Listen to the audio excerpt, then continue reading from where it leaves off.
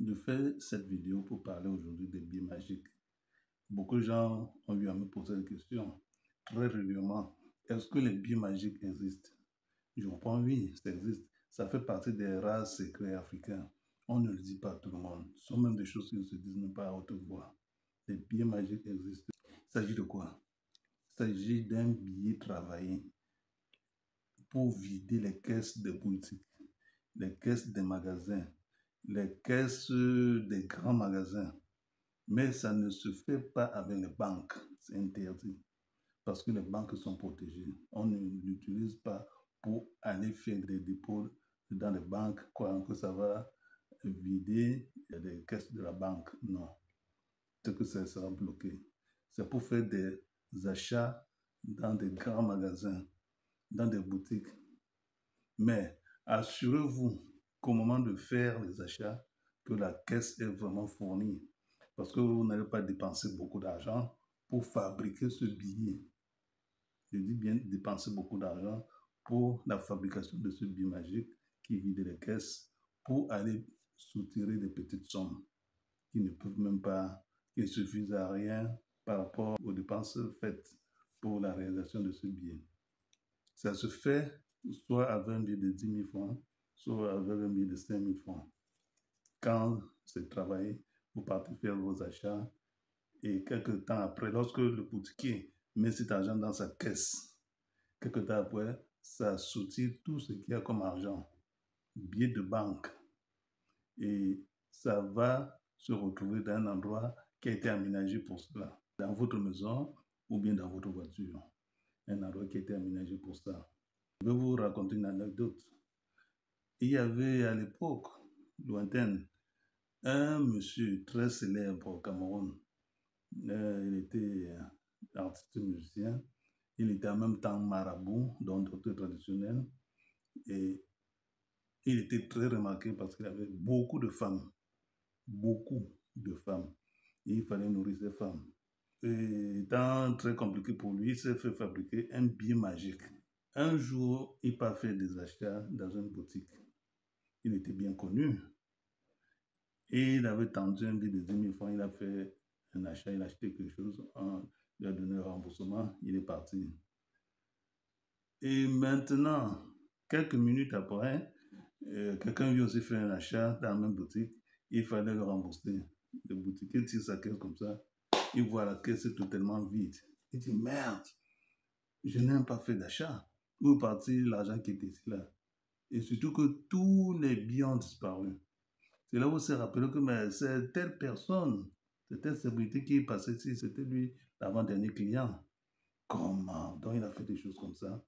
Et c'est là où il s'est mis à murmurer.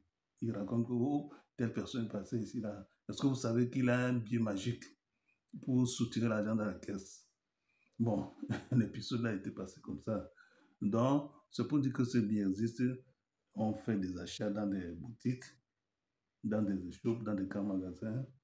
Mais avant de vouloir faire l'opération, il faut bien vérifier la cible.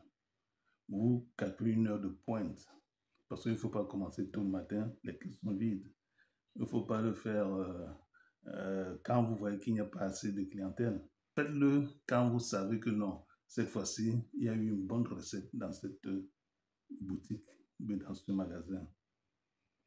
Parce que vous n'avez pas fait un truc qui va aller vous soutirer 50 000 francs, ou bien 100 000 francs par rapport à ce que vous avez dépensé pour fabriquer ce billet. C'est un des rares secrets qu'on ne divulgue jamais. Alors, si vous voulez le faire, c'est à votre risque et péril. Et quand vous voulez faire des achats, je le dis toujours, évitez de le faire dans des boutiques de Libanais, dans des boutiques des Indiens, parce que ce sont des gens qui ont protégé leur boutique. Ils protègent leur boutique. Si bien que vous venez avec des choses mystiques, ça bloque, ça ne ressort plus. Donc, si vous dépensez beaucoup d'argent pour fabriquer ce billet et que vous tentez dans une boutique de Libanais ou bien d'Indiens et que c'est bloqué, c'est votre argent qui est perdu. C'est un certain nombre d'utilisations. Donc, il faut beaucoup faire attention quand vous utilisez ce billet. Il faut bien choisir votre cible. Il faut savoir que ce billet se fait en fonction de la devise locale. Si vous êtes dans la zone dollar, c'est le dollar qu'on va fabriquer et vous le donner. Si vous êtes dans la zone euro, c'est un billet d'euro qu'on doit travailler pour vos réutilisations. Si vous êtes dans la zone CFA, c'est le CFA qu'on doit travailler. Et c'est ça que vous utilisez dans cette zone CFA. Parce qu'il ne faut pas qu'on travaille un billet qui n'a pas cours là où vous êtes. Vous n'allez pas utiliser le CFA pour aller aux États-Unis utiliser cela. Vous n'allez pas aller en Europe avec le CFA. Mais il faut utiliser une monnaie passe-partout, comme le dollar ou bien comme l'euro. Mais assurez-vous d'avoir un billet qui correspond au pays où vous êtes et pour pouvoir maintenant faire vos achats. Je ne dois pas continuer long, je m'arrête à ce niveau. Ça, c'est un secret que je peux passer comme ça et puis TikTok va supprimer, ou bien Facebook ou Instagram, parce que ça fait partie des rares secrets africains. Le billet de banque pour soutirer l'argent dans les caisses.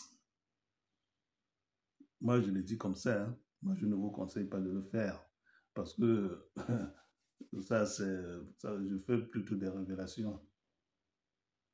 D'un bon entendeur, salut. N'allez pas dire que vos grand maître est en train d'apprendre les gens à voler. Ce sont les secrets que je dis que ça existe. Et si quelqu'un veut le faire, ça risque, à ses risques et périls. Mais il n'y a pas de pacte, il n'y a rien. C'est tout simplement un billet de travail qu'on vous donne et c'est un nombre de fois d'utilisation. Il faut que, avant que ça arrive à expiration, que vous l'avez utilisé, que cela vous a suffisamment rapporté de l'argent.